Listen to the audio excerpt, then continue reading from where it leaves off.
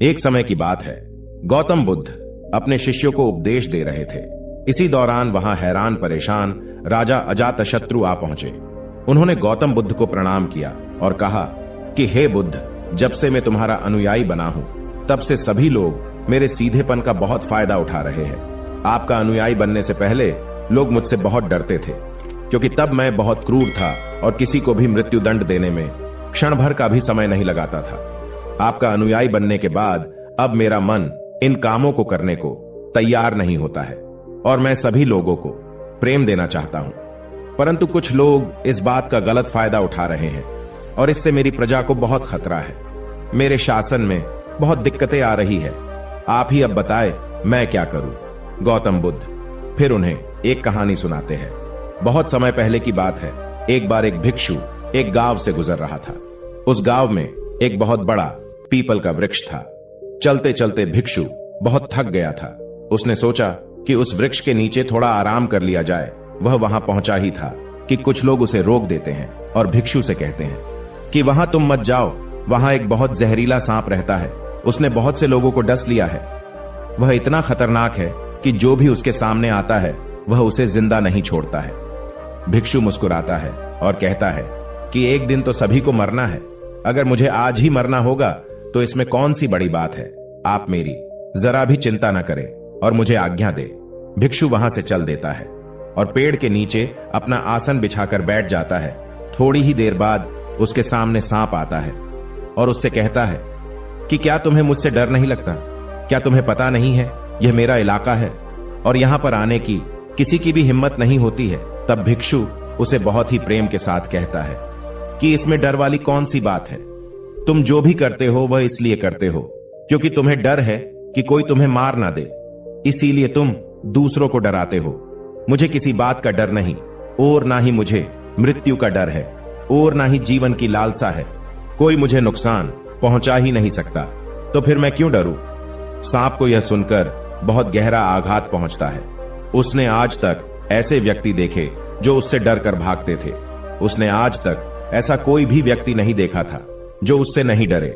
भिक्षु की इतनी बातें सुन सांप उनके चरणों में लेट जाता है और उनसे कहता है कि आज तक मैंने जो भी किया वह अपनी जान बचाने के लिए किया, क्योंकि अगर मैं इस तरह का रूप धारण नहीं करता तो लोग मुझे जिंदा नहीं छोड़ते। तब भिक्षु उससे कहता है कि तुम एकदम सही कह रहे हो, लेकिन अगर तुम इस मोह से मुक्त होना चाहते हो तो एकदम शांत हो जाओ, प्रेम से भर जाओ और यह जान लो कि एक दिन जीवन समाप्त हो ही जाएगा। उसके लिए बुरे कर्म करने की कोई आवश्यकता नहीं है। इतना कहकर वह भिक्षु वहां से चला जाता है और सांप उस भिक्षु की सारी बातें अपने दिमाग में बैठा लेता है और वह यह तय करता है कि आज से वह कोई भी गलत काम नहीं करेगा।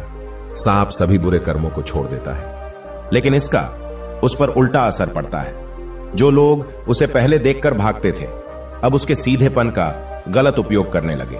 अब सब लोग उसे छेड़ते, उसे चोट पहुंचाते। अब सांप बहुत दुखी रहने लगा और बहुत ज्यादा दुखी रहने लगा। अब उसके शरीर पर बहुत से चोट के निशान बन गए, क्योंकि अब वह लोगों को नुकसान नहीं पहुंचाता था और सभी लोगों के साथ प्रेम से रहने की कोशिश करता था।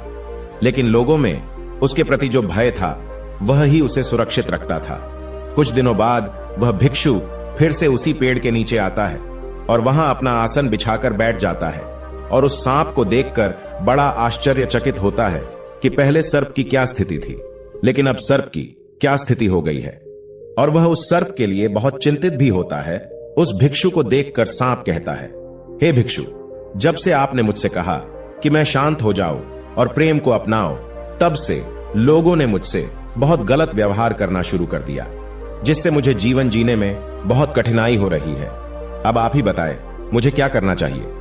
फिर वह भिक्षु कहता है कि हे मित्र, मैंने तुमसे यह नहीं कहा था कि तुम अपने स्वभाव को ही बदल लो। तुम सर्प हो और क्रूरता ही तुम्हारा स्वभाव है। अगर तुम क्रूरता नहीं रखोगे तो लोग तुम्हें खत्म ही कर देंगे। लेकिन इसका मतलब यह नहीं है कि तुम्हारे भीतर जो उद्देश्य है उसे गलत रखो।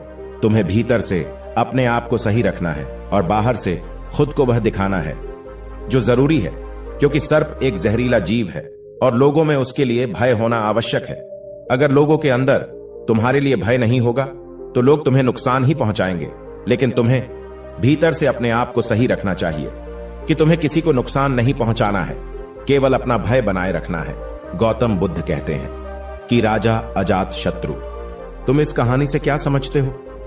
राजन, इसका मतलब यही है कि तुम अपने स्वभाव को मत बदलो। तुम अपने आप को समझो, तुम अपने आप को प्रेम पूर्ण पाओगे तो अपने उद्देश्य को अच्छा पाओगे, फिर तुम्हें उससे खुशी मिलेगी, और जब तुम्हें खुशी मिलेगी तो तुम लोगों को खुशी दे सकेंगे।